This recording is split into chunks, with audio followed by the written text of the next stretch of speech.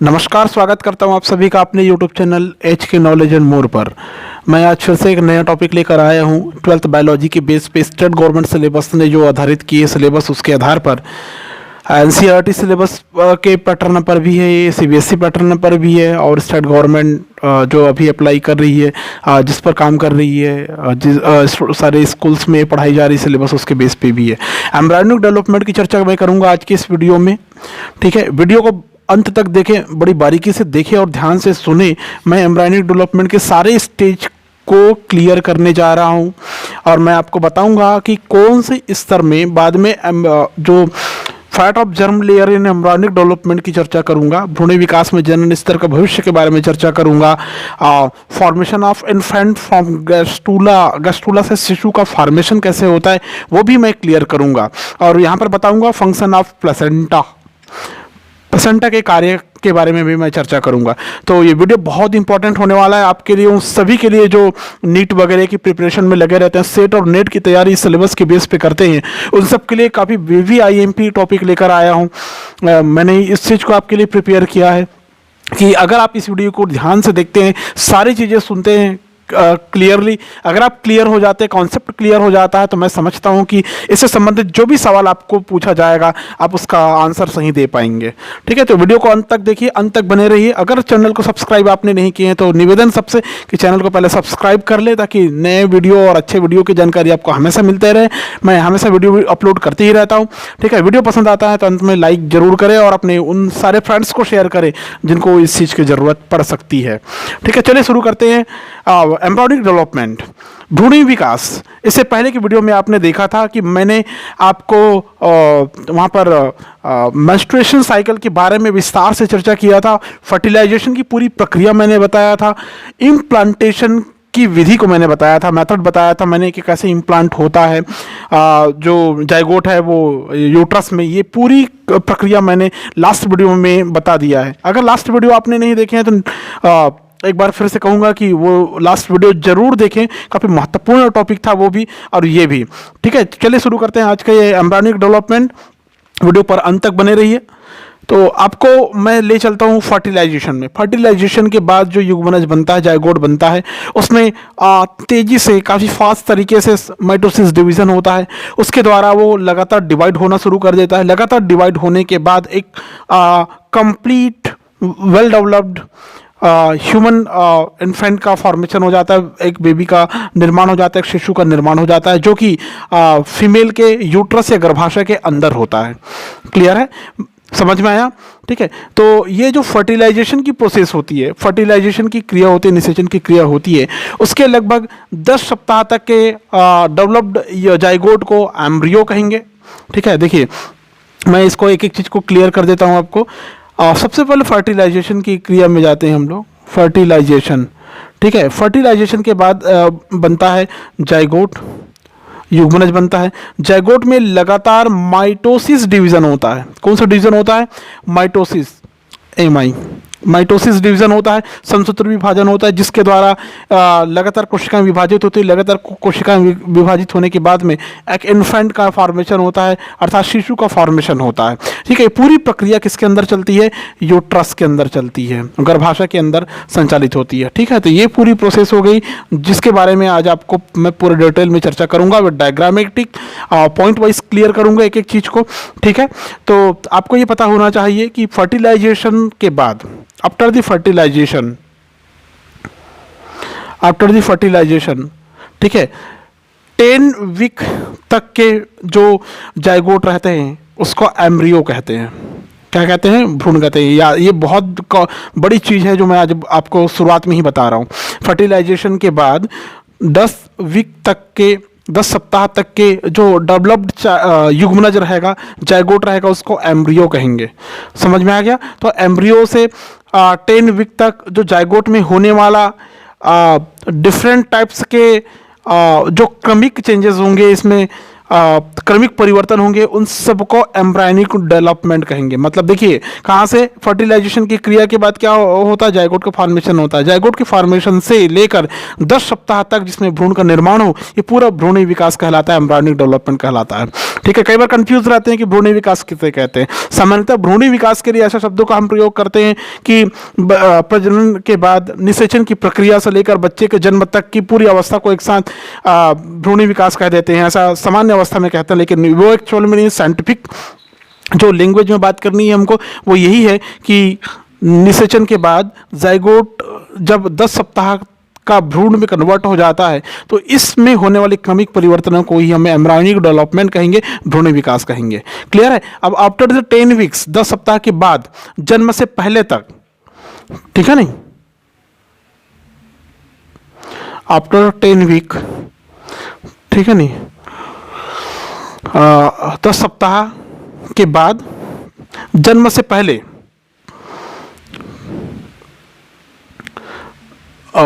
Pre burn, जन्म से पहले की अवस्था को इस दौरान हम फीटस या फोइट्स कहते हैं। क्या कहते हैं? फीटस या फोइट्स कहते हैं। ये बहुत बड़ी चीज़ मैं बता रहा हूँ यहाँ पर। फीटस या फोइट्स के बारे में 1 से 2 नंबर में सवाल कई बार पूछा गया है। आपको पता होना चाहिए कि फीटस या फोइट्स क्या होता है। मतलब आपको पता होना चाहिए कि 10 सप्ताह के बाद से लेकर बेबी जन्म के पहले की अवस्था को जो गर्भ में रहता है वो कहलाता है फीटस या फोइट्स कहलाता है। ठीक है। अब जन्म के बाद और 1 साल तक के बच्चे को इन्फेंट कहते हैं। जन्म के बाद, after the burn of baby, जन्म के बाद से लेकर 1 ईयर तक के बेबी को हम लोग कहते हैं इन्फेंट या शिशु। ये ठीक है। तो ये आपको समझ में आ रहा होगा। ये एक ऐसी चीज़ मैंने शुरुआत में ही आपको बताया जो बहुत ही पावरफुल है। इससे संबंधित बहुत सारे सवाल आपके अलग अलग तरह के एग्जाम में पूछे जाते हैं, तो बहुत सारे क्लियर मैंने इसी में कर दिया। ठीक है। अब आगे बढ़ते हैं।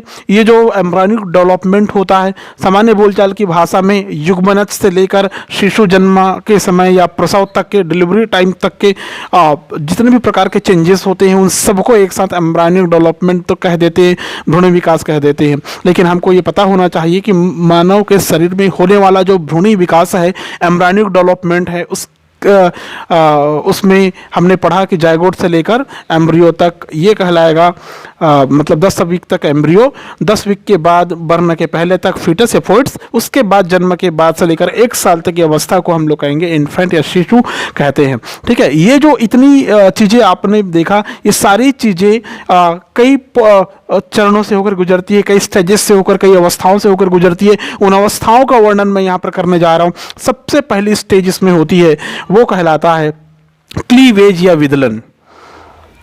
क्लीवेज ये एक ऐसा पॉइंट है जिसके बारे में 1 नंबर 2 नंबर में सवाल बहुत सारे पूछे गए हैं। ठीक है। क्लीवेज, इसी को हम लोग बोलते हैं, सेगमेंटेशन भी बोलते हैं,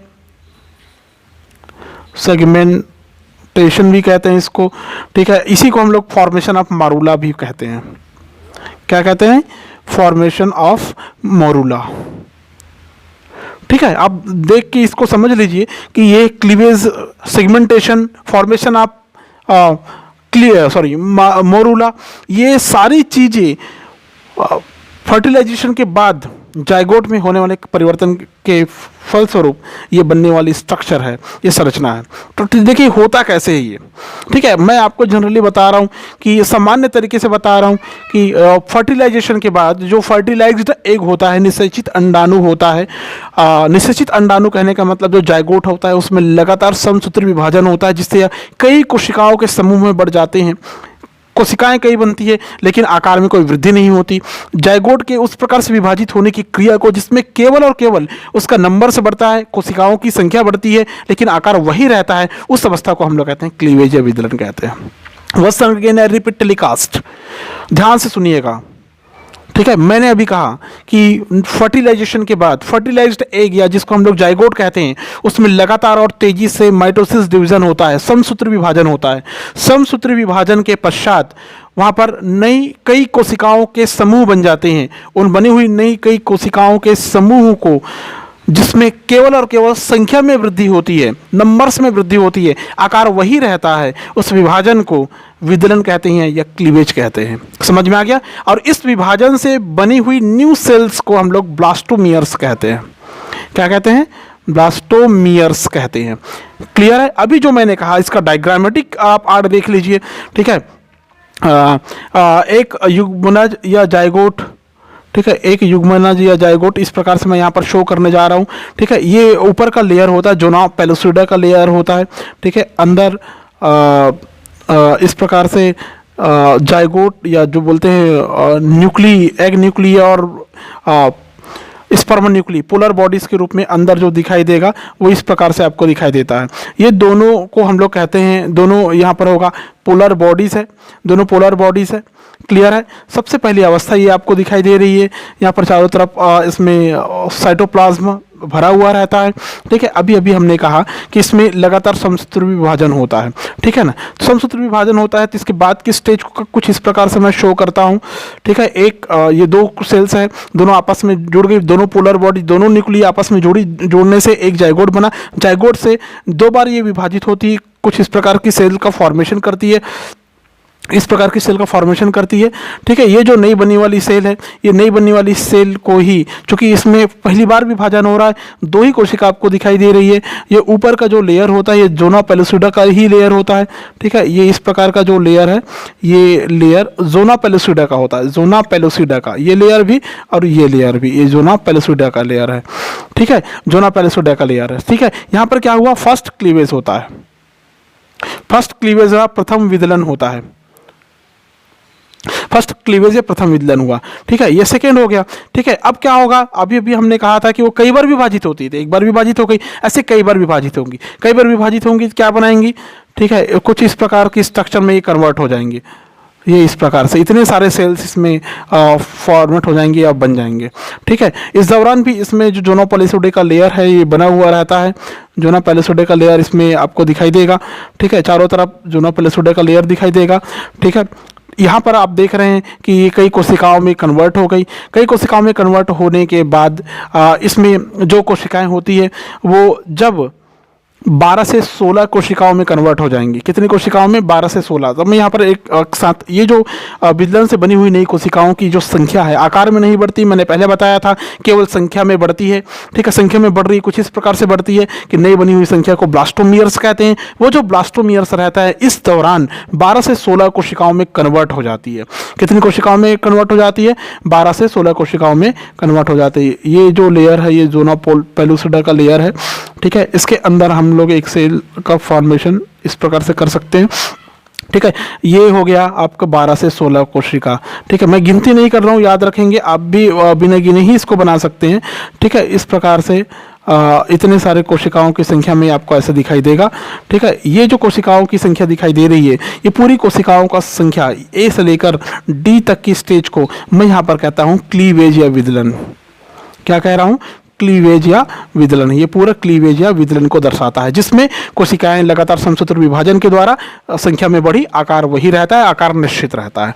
क्लियर है? इस दौरान क्या होता है, जो मनुष्य का जो ओवम रहता है वो चूंकि मैंने पहले बताया था कि समपीतकी प्रकार का होता है, होमो या आइसोलेसिथल प्रकार का होता है।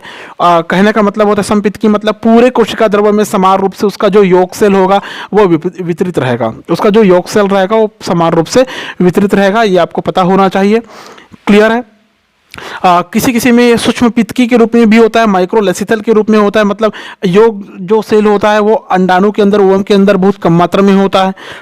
समझ में आए? इस कारण इस प्रकार के जाइगोट में होलोब्लास्टिक प्रकार का क्लीवेज होता है। क्लीवेज का टाइप सा है ये होलोब्लास्टिक क्लीवेज। क्या है? होलोब्लास्टिक क्लीवेज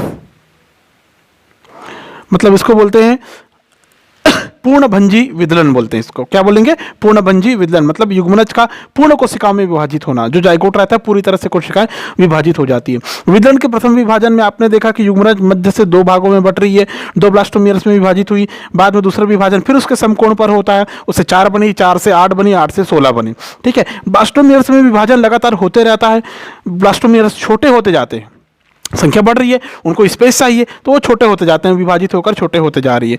युग्मनज वितरण के समय आकार में नहीं बढ़ता, मैंने शुरू में ही कह दिया था। ठीक है, इस दौरान जो क्लीवेज होगा उस दौरान अंडवाहिनी या ओविडक्ट में ही होती है ये पूरी प्रक्रिया। ये पूरी प्रक्रिया कहाँ पर होती है? ओविडक्ट में, ओविडक्ट में होती है या अंडवाहिनी में होती है। आपको पहले से मैंने बताया था कि पहली शुरुआती प्रक्रिया फर्टिलाइजेशन के बाद की वो अंडवाहिनी में होती है। वितरण के समय, क्लीवेज के समय जब भ्रूण की कोशिकाएं में 12 से 16 कोशिकाओं का हो जाता है तो इस अवस्था को हम लोग ब्लास्टोमियर्स कहते हैं। मतलब 16 से 12 से 16 जब हो जाए तो ये ब्लास्टोमियर्स कहलाता है। ठीक है, क्या कहलाता है? ब्लास्टोमियर्स कहलाता है। इस दौरान इस अवस्था को जिसमें 12 से 16 कोशिकाओं का फॉर्मेशन हो जाए, 12 to 16 ब्लास्टोमियर्स का फॉर्मेशन हो जाए, इस अवस्था को हम लोग कहते हैं मरूला कहते हैं। क्या कहते हैं? मरूला। मरूला कहने का मतलब होता है एक ठोस गोलाकार शहतूत के समान, मलबेरी के समान ठोस रचना होती है, जिसके कारण इसको ये नाम दिया गया है मरूला। मनुष्य की जो क्लीवेज स्टेज होती है उसमें भ्रूण के चारों तरफ जो जोना पेलिसुडा लगा रहता है। इस समय ब्लास्टोमियर्स की कोशिका द्रव्य में वृद्धि नहीं होती, लेकिन उसका जो आनुवंशिक पदार्थ है डीएनए और गुणसूत्र वो लगातार बढ़ते रहता है। इसके अंदर जो आनुवंशिक पदार्थ होता है डीएनए और गुणसूत्र या क्रोमोसोम की संख्या वो लगातार बढ़ते रहती है। संरचनात्मक रूप से जो मरूला होता है वो 2 भागों में बढ़ जाता है। ठीक है, इसका मैं नेक्स्ट स्टेज बना रहा हूँ जिसको बोलते हैं फॉर्मेशन ऑफ मरूला। मैं इसमें फॉर्मेशन ऑफ मरूला आपको क्लियर कर रहा हूँ। ठीक है, ये जो कोशिकाओं की संख्या है ये ठोस दानों के रूप में यहाँ पर इस प्रकार से व्यवस्थित हो जाएंगी। ठीक है, ये ठोस काफी व्यवस्थित हो जाएंगे, ऐसा लगेगा जैसे एक दूसरे से जुड़ा हुआ है, ऐसा दिखाई देगा, ये कंप्लीटली जुड़ा हुआ दिखाई देगा। इस दौरान कोशिकाओं की संख्या किसमें मैंने पहले बताया था कि लगभग 12 से 16 प्रकार की कोशिकाओं की संख्या इसमें ऐसे दिखाई देंगी। ठीक है, शहतूत के बीज के समान दाने के आकार इस प्रकार से दिखाई देते हैं, इसलिए इसका नाम पड़ता है मरूला। क्या नाम पड़ता है इसका? मरूला, या मलबेरी या शहतूत के समान ठोस रचना, इसीलिए इसका नाम पड़ा मरूला। ठीक है, ये इस प्रकार से ये व्यवस्थित हो जाती है। ठीक है, आप समझ रहे होंगे। ये स्टेज, ये कंडीशन, ये दशा कहला रही है यहाँ पर मरूला। इसको मैं नाम दे रहा हूँ मरूला। मरूला क्यों कह रहे हैं मैंने बता दिया। कठोर फल और शहतूत के समान रचना है, 12 से 16 कोशिकाओं की बनी हुई है। इस दौरान इसमें क्या होता है, ये जो आउटर लेयर है जोना पेलिसुडा ये तो लगी ही रहती है, जोना पेलिसुडा ये लगी ही रहती है, ध्यान रखेंगे जोना पेलिसुडा लगी है। इस दौरान क्या होता है, इसके आनुवंशिक पदार्थ डीएनए और केवल क्रोमोसोम की संख्या में वृद्धि होती है। मैं यहाँ पर नोट करा देता हूँ आपको, डीएनए एंड क्रोमोसोम इंक्रीज्ड, बढ़ते जाती है। क्या होते जाती है? ये लगातार बढ़ते जाती है, लेकिन आकार वही रहता है, केवल संख्या में कोशिकाएं बढ़ रही है, इसलिए इसके भी मात्रा बढ़ती जाती है। ठीक है, मरूला के 2 भाग बन जाते हैं इस दौरान। एक होता है आईसीएम, जिसको इनर सेल मास कहते हैं, अंदरूनी संरचना को इनर सेल मास और बाहरी संरचना को ओसीएम, आउटर सेल मास कहते हैं। ठीक है, धीरे धीरे करके यूट्रस की गुहा में पहुंचते जाते हैं। ये कोशिका जो होती है मरूला, ये धीरे धीरे करके कहाँ पर पहुंचते जाती है? यूट्रस की गुहा में या गर्भाशय की गुहा की तरफ ये चलते जाती है। ठीक है, इसमें 2 लेयर बनते हैं, वो 2 लेयर का नाम मैं आगे बता रहा हूं इसमें। ठीक है, इस प्रकार की जो कोशिका बनी है, जो सेल्स बनी है, वो क्या होता है? ठीक है, इस प्रकार से सेंटर में पहले मैं एक स्ट्रक्चर ऐसा खींच लेता हूं, इस प्रकार का। ये हो गया इसका जोना पेलिसुडा का लेयर। ठीक है, तो इसमें कुछ इस प्रकार से ऐसा सेल का फॉर्मेशन होना शुरू हो जाएगा। देख लीजिए आप, ये इस प्रकार। ठीक है, सारे में इस प्रकार के आप बना सकते हैं इसको। ये जो स्ट्रक्चर बन रहा है, ठीक है, अंदर की तरफ जो सेल बन रहा है ये होता है आईसीएम, इनर सेल मास, अंतः कोशिकीय पदार्थ, अंतः कोशिकीय मास बोल सकते हैं आप इसको, इनर सेल मास। ठीक है, और बाहर की तरफ जो स्ट्रक्चर बन रहा है इसमें, इस बाहर की तरफ के स्ट्रक्चर को ही ओसीएम कहते हैं, आउटर सेल मास कहते हैं, अर्थात परिधि कोशिकीय पदार्थ कहते हैं। इसी को हम लोग ट्रोफोएक्टोडर्म कहते हैं, इसी का नाम आता है ट्रोफोएक्टोडर्म। ठीक है, ट्रोफोएक्टोडर्म ये होता है, ट्रोफोएक्टोडर्म होता है बाहर की तरफ। ठीक है, और अंदर की तरफ जो आईसीएम है, ये जो फॉर्मेटिव सेल होता है, यही आईसीएम बाद में चलकर एम्ब्रियोब्लास्ट बनाता है। मैं इसको बाद में बताऊंगा आपको नेक्स्ट स्ट्रक्चर में। ठीक है, तो आपको फर्स्ट क्लीवेज या फॉर्मेशन ऑफ मरूला में मैंने एक्सप्लेन कर दिया कि मरूला का फॉर्मेशन कैसे हुआ। अब बात आती है इसके सेकंड स्टेज की। सेकंड स्टेज होता है formation of blastula. Formation of blastula, blastula. Formation of blastula कहने का मतलब होता है जो मारूला अवस्था के बाद इसके जो ब्लास्टोमियर्स है वो विभाजित होकर कुछ इस प्रकार से व्यवस्थित हो जाती हैं, उनके बीच में एक गुहा बन जाती है, वो गुहा का नाम है ब्लास्टोसील। ये है ब्लास्टोसील, BLAS, ब्लास्टोसील। ठीक है, ये ब्लास्टोसील, ये खाली स्पेस जो दिखाई दे रहा है ये ब्लास्टोसील है। एक गुहा का फॉर्मेशन हो जाता है। जब गुहा का फॉर्मेशन हो जाता है तो भ्रूण से मारूला और मारूला से ब्लास्टूला बनने की प्रक्रिया, भ्रूण से मारूला और मारूला से ब्लास्टूला बनने की प्रक्रिया को ही ब्लास्टुलेशन कहते हैं यहाँ पर। ठीक है, एम्ब्रियो से क्या बना, एम्ब्रियो से मारूला बना। ठीक है, मारूला से ब्लास्टूला बना। ठीक है, ब्लास्टूला बनने की प्रक्रिया को ही ब्लास्टुलेशन कहेंगे।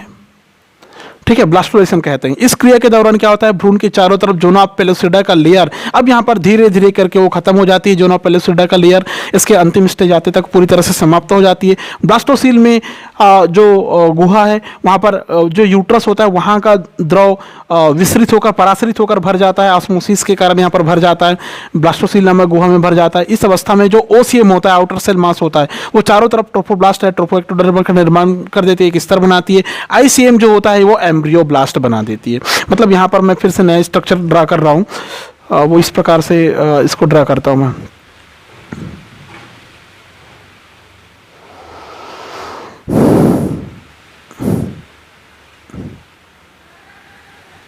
ये गुहा आपको दिखाई दे रही होगी। ठीक है, यहाँ पर ऐसे चारों तरफ सेल्स आपको दिखाई देंगे जो कि ब्लास्टोमियर्स के रूप में होंगे, ब्लास्टोमियर्स कहलाएगी। ठीक है, ये जो आंतरिक जो गुहा है इसी का नाम हमने पढ़ा ब्लास्टोसील, ये है ब्लास्टोसील। ठीक है, इसी में क्या होता है, बाद में परासरित होकर जो यूट्रस फ्लूइड है, ठीक है, यूट्रस फ्लूइड वो भर जाता है। ठीक है, यूट्रस फ्लूइड भरने के कारण, यूट्रस फ्लूइड भर गया, अब क्या होता है, जो बाहरी ओसीएम रहता है ये ट्रोफोब्लास्ट में कन्वर्ट हो जाता है, जिसको ट्रोफोएक्टोडर्म कहते हैं, ट्रोफोएक्टोडर्म कहते हैं। ट्रोफोब्लास्ट है, ट्रोफोएक्टोडर्म का निर्माण कर लेता है। ठीक है, अंदर की तरफ एक पतली लेयर बन जाती है मेम्ब्रेन लाइक स्ट्रक्चर में, जिसको बोलते हैं हम लोग क्या बोलते हैं, अंदर की तरफ जो बनती है उसको बोलते हैं एम्ब्रियोब्लास्ट। एम्ब्रियोब्लास्ट का फॉर्मेशन करती है। एम्ब्रियोब्लास्ट मतलब भ्रूणी कोशिका का फॉर्मेशन करेगी। आईसीएम जो होता है अंदर की तरफ एम्ब्रियोब्लास्ट का फॉर्मेशन करेगी, बाहर की तरफ जो ओसीएम होता है वो ट्रोफोएक्टोडर्म का फॉर्मेशन करती है। ठीक है, इस दौरान क्या होता है, मैंने बताया कि जोना पेलोसिडा का लेयर धीरे धीरे करके खत्म हो जाता है। ट्रोफोब्लास्ट की जो कोशिकाएं होती है बाहर की तरफ, ये भ्रूण निर्माण में भाग नहीं लेती। ये जो ट्रोफोब्लास्ट है इसका काम होता है भ्रूण निर्माण में भाग नहीं लेना, जबकि जो एम्ब्रियोब्लास्ट होता है ये काफी डेवलप हो जाती है, भ्रूण का निर्माण करती है। समझ लीजिए, ट्रोफोएक्टोडर्म या ट्रोफोब्लास्ट होता है भ्रूण का निर्माण नहीं करती, सिर्फ भ्रूण को सुरक्षा देती है, पोषण देती है। जो एम्ब्रियोब्लास्ट रहता है यही एम्ब्रियोब्लास्ट डेवलप होकर एम्ब्रियो का फॉर्मेशन करती है। ब्लास्टुला अवस्था में निषेचन के बाद लगभग 24वें दिन तक भ्रूण गर्भाशय की एंडोमेट्रियम में धंसकर स्थापित हो जाती है। गर्भाशय की दीवार में खांच गर्त जैसे संरचनाएं होती है। मैंने वहां पर फर्टिलाइजेशन की क्रिया के दौरान आपको बताया था कि इम्प्लांटेशन में बताया था कि वहां पर खांच दिखाई दे रहा था, वहां पर ये आके व्यवस्थित हो जाती है 24 डेज में। 24 डेज में ये एक्टिविटी संपन्न हो जाती है। क्लियर है, समझ गए? तो ये हो गया ब्लास्टुला का फॉर्मेशन। इसके बाद में थर्ड जो होता है ये होता है gastrula, formation of gastrula, formation of gastrula. ठीक है, जो फॉर्मेशन ऑफ गैस्टुला है इसी में हम लोग पढ़ते हैं, इसी को 3 जर्म लेयर बोलते हैं। इसको 3 जर्म लेयर क्या बोलते हैं, इसको 3 formation of gastrula 3 germ layer बोलते हैं, 3 जनन स्तर का बनना बोलते हैं जिसको हम लोग गैस्टुला का फॉर्मेशन। अब देखो दूसरे नंबर में ब्लास्टुला का फॉर्मेशन जो हुआ, ये ब्लास्टुला फिर से क्या होगी, तेजी से डिवाइड होगी, तेजी से डिवाइड होती जाएगी। ब्लास्टोमियर्स को इस प्रकार से रीअरेंज करते जाएगी, पुनर्व्यवस्थित करते जाएगी और भ्रूण के चारों तरफ 3 जनन स्तर 3 जर्म लेयर का निर्माण होगा। 3 जर्मिनल लेयर का निर्माण में सबसे पहला आता है बाहर की तरफ एक्टोडर्म, बीच में मेसोडर्म, ठीक है, और सबसे अंदरूनी सतह पर एंडोडर्म।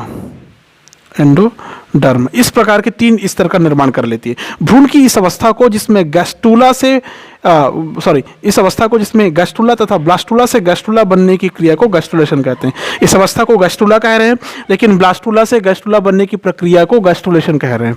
ठीक है, इस अवस्था को क्या कह रहे हैं हम लोग? गैस्ट्रुला कह रहे हैं। लेकिन जब ब्लास्टुला से गैस्ट्रुला बनता है तो गैस्ट्रुलेशन कहलाता है। क्या कहलाएगा? गैस्ट्रुलेशन कहलाएगा। गैस्ट्रुला के दौरान जब थ्री जर्म लेयर का निर्माण होता है, इस दौरान कई प्रकार के ऑर्गन का फॉर्मेशन होता है, मैं आपको आगे बताऊंगा। गैस्ट्रुलेशन की इस प्रक्रिया में ब्लास्टोसिल पूरी तरह से समाप्त हो जाती है। ब्लास्टोसिल जब समाप्त हो जाती है कि अंदर एक गुहा और बन जाती है, दूसरी गुहा, उस समय उस गुहा का नाम हो जाता है ऑर्केंट्रॉन। ऑर्केंट्रॉन नामक गुहा बन जाती है। ये गुहा आगे चलकर एलिमेंट्री कैनाल और दूसरी जो विभिन्न प्रकार का सिस्टम है, जैसे रेस्पिरेटरी सिस्टम, यूरिनरी ब्लैडर वगैरह का निर्माण करता है, इंटरनल ईयर का फॉर्मेशन करती है। जो ह्यूमन बॉडी होता है, ह्यूमन बींग्स होता है, उसमें जो ट्रोफोब्लास्ट की सेल्स होती है वो अपने सामान्य कार्य जैसे भ्रूण को सुरक्षा देना और पोषण देना, उसके अलावा गोनेडोट्रोपिक हार्मोन का भी स्रावन करती है, जो कार्पस ल्यूटियम के विलुप्तीकरण को रोकता है। इस दौरान जब भ्रूण मैच्योर होते रहता है तो कार्पस ल्यूटियम नष्ट ना हो जाए, इसके लिए गोनेडोट्रोपिन हार्मोन का ये स्रावन करते रहती है। कौन? ट्रोफोब्लास्ट की कोशिकाएं। ठीक है, इसी में किसका निर्माण होता है? मैंने अभी कहा ब्लास्टोसिल नामक गुहा खत्म हो जाती है, ऑर्केंटिरॉन नामक एक न्यू कैविटी का फॉर्मेशन होता है। ठीक है, ऑर्केंट्रॉन नामक गुहा का फॉर्मेशन होता है। ये मेनी ऑर्गन्स को डिस्कवर करती है। इस जगह पर कई प्रकार के ऑर्गन का फॉर्मेशन होता है, एक्टोडर्म में, मेसोडर्म और एंडोडर्म में।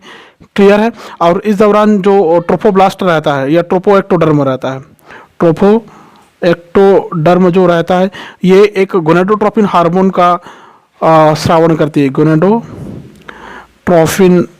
हार्मोन्स को सिक्रेट करती है, जिससे कार्पस हार्मोन्स को सिक्रेट करती है, जिससे कार्पस ल्यूटियम हमेशा बनी रहती है। ठीक है, तो 3 जर्म स्तर का निर्माण मैं स्टेप बाय स्टेप बता रहा हूँ, ध्यान से देख।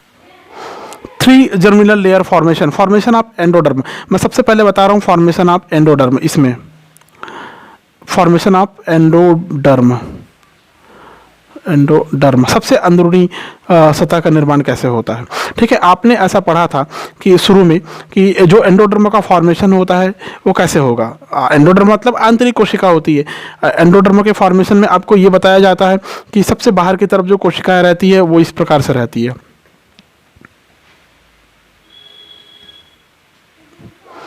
ठीक है, इस प्रकार से ये होता है ट्रोपोएक्टोडर्म।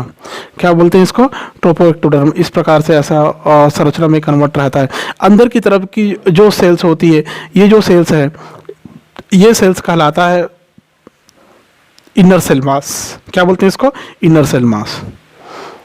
ठीक है, ये इस प्रकार से इसको कनेक्ट कर रहा हूं मैं। ठीक है, ये हो गया इनर सेल मास।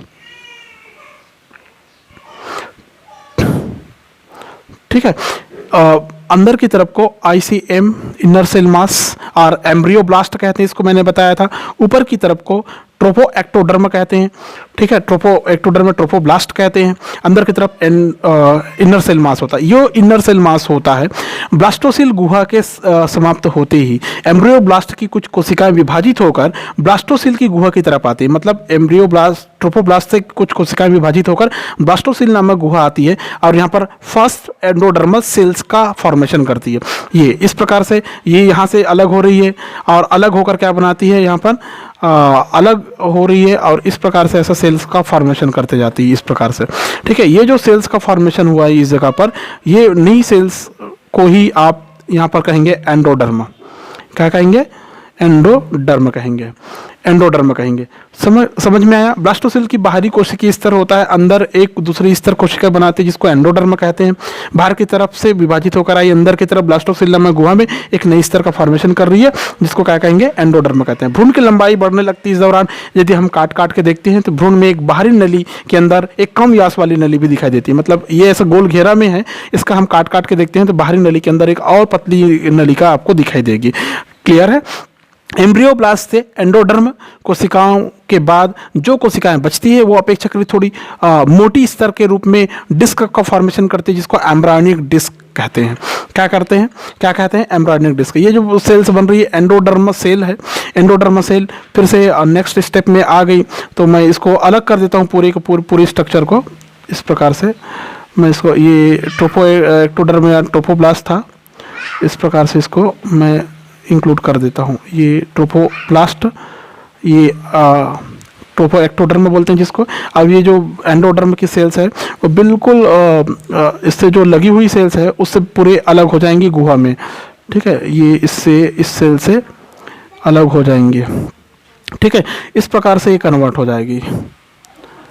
ठीक है, मैंने एक बड़ी नली के अंदर एक पतली कम व्यास वाली नली आपको इस प्रकार से दिखाई देना शुरू हो जाएगा। ठीक है, इस प्रकार से ये जो नी सेल्स बनती है इसी का नाम है, नी सेल का जो नलिका बनती है ये होता है एंडोडर्म। क्या होता है ये? यही कहलाता है एंडोडर्म। ठीक है, इस दौरान क्या होता है, जो ये वाला हिस्सा रहता है, ऊपर वाला ट्रोफोब्लास्ट वाला हिस्सा रहता है, इसकी कोशिकाएं जो बच जाती है वो मोटी स्तर के रूप में एक डिस्क लाइक स्ट्रक्चर बना देता है। ठीक है, ये वाला जो स्ट्रक्चर है ये डिस्क लाइक स्ट्रक्चर बनाता है, कुछ इस प्रकार से कन्वर्ट हो जाती है। देख लीजिए, इसको भी मैं क्लियर कर देता हूँ। ठीक है, ये इस प्रकार का ये डिस्क लाइक स्ट्रक्चर इस प्रकार से मोटी सेल्स लेयर के रूप में ये कन्वर्ट हो जाती है। ये ट्रोफोब्लास्ट ट्रोफोएक्टोडर्म है। ठीक है, इस प्रकार से ये ट्रोफोब्लास्ट ट्रोफोएक्टोडर्म आपको दिखाई दे रहा है। ठीक है, ये जो मोटी संरचना बना ली, मोटी भित्ति वाली स्ट्रक्चर बना ली, इसको बोलते हैं एम्ब्रायोनिक डिस्क। एम्ब्रायोनिक डिस्क का फॉर्मेशन कर लेती है। ठीक है ना, और अंदर की तरफ तो आपको पता है अंदर की तरफ क्या बन चुका है, एंडोडर्म बन चुका है। क्या बन चुका है? एंडोडर्म। इस प्रकार से ऐसे अंदर एक नली, आंतरिक नली का फॉर्मेशन हो जाता है। ठीक है, ये कहलाता है एंडोडर्म। एंडोडर्म बन चुकी, फर्स्ट लेयर कंप्लीट हो चुका है।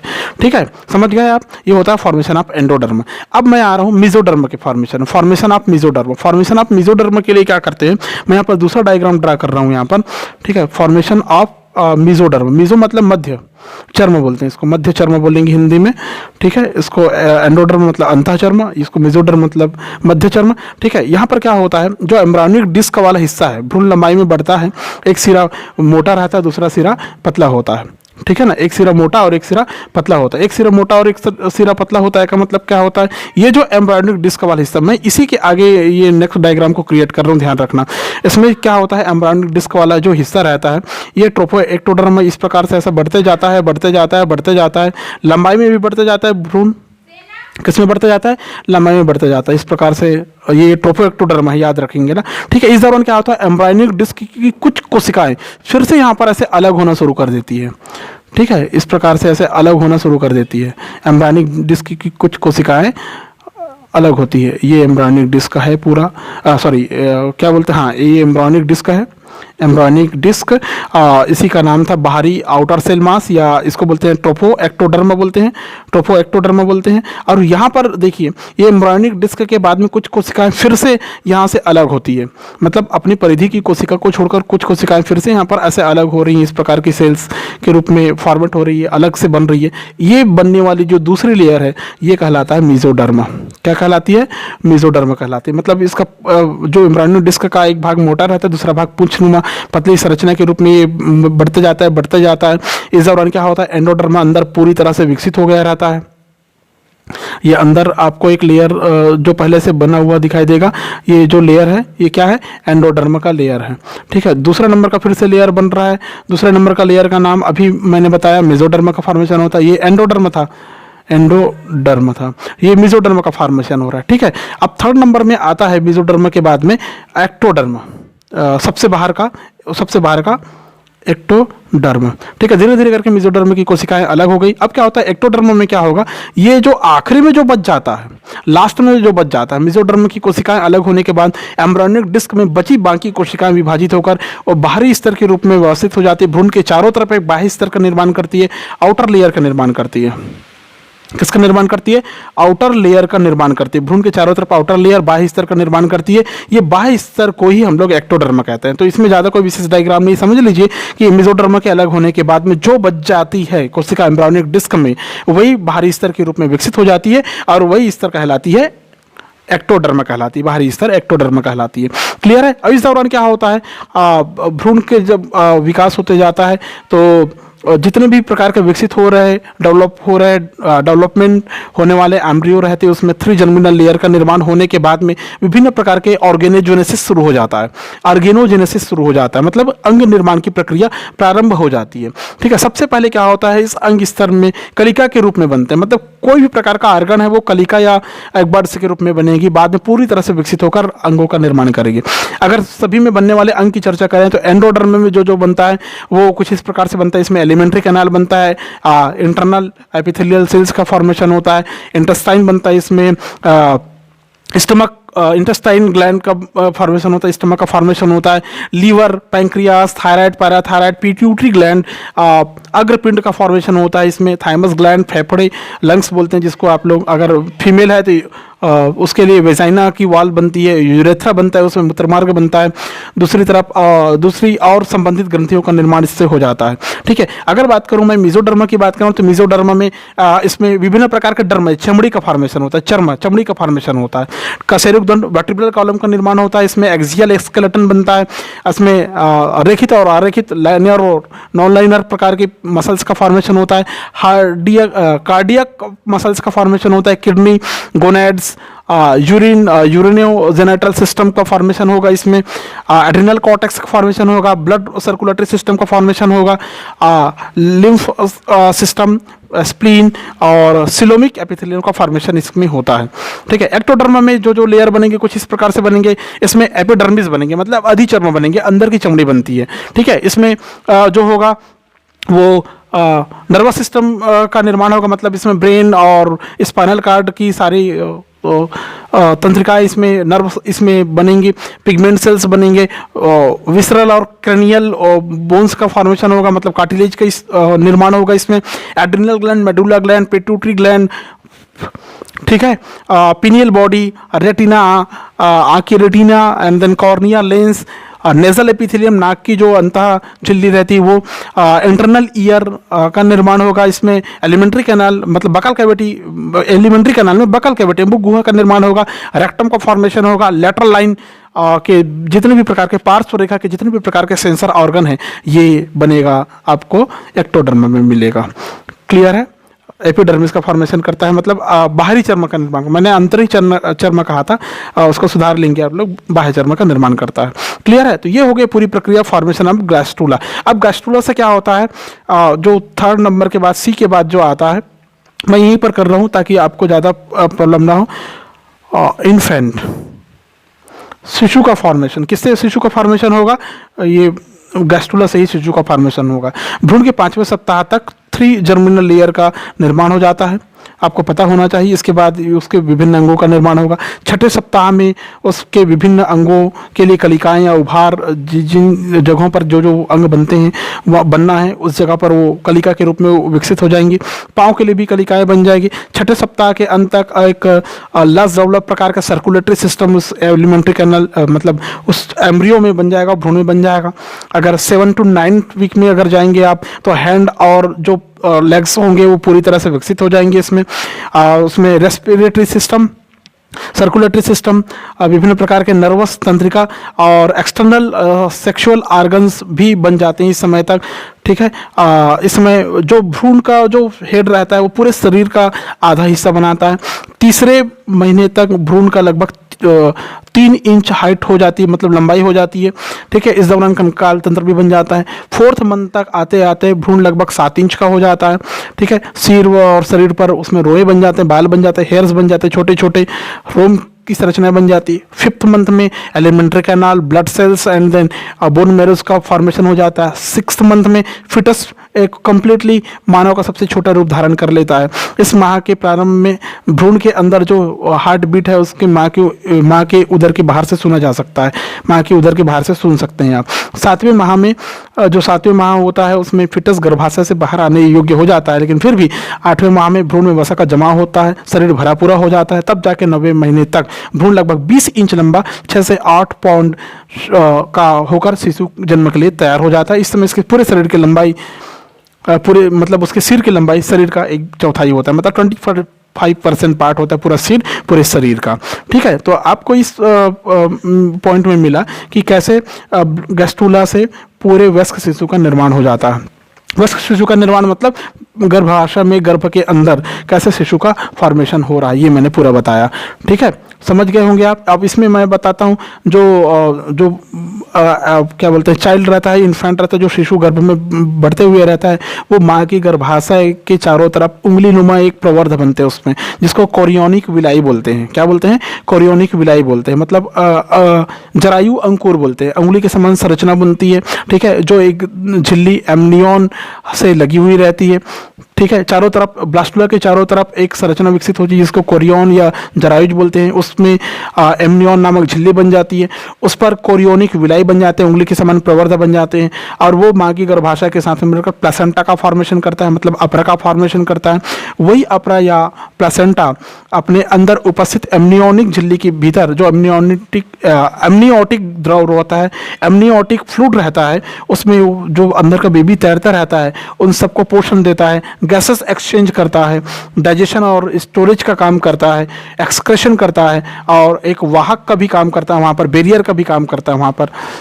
ठीक है, हानिकारक रोगों से बचाता है, उसको पोषण प्रदान करता है, ये तो क्लियर है। गैसेस एक्सचेंज करेगा, ठीक है, एक नाल के द्वारा एक नाल बन जाता है, आपको पता है नाभि रज्जु या नाभि नाल कहते हैं, अम्बिलिकल कॉर्ड बोलते हैं जिसको हम लोग। आपने देखे होंगे बेबी बर्न होती है तो उसके नाभि से जुड़ा हुआ, माँ की प्लेसेंटा से जुड़ा हुआ एक ऑर्गन, एक विशेष स्ट्रक्चर बाहर आता है।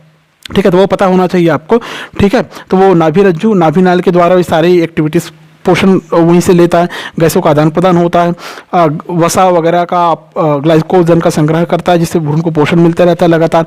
जितने एक्सक्रेटरी प्रोडक्ट होते हैं वो उसी अम्बिलिकल कॉर्ड से होता हुआ, माँ के गर्भाशय से होता हुआ माँ के द्वारा अपशिष्ट पदार्थ के रूप में बाहर निकलता है।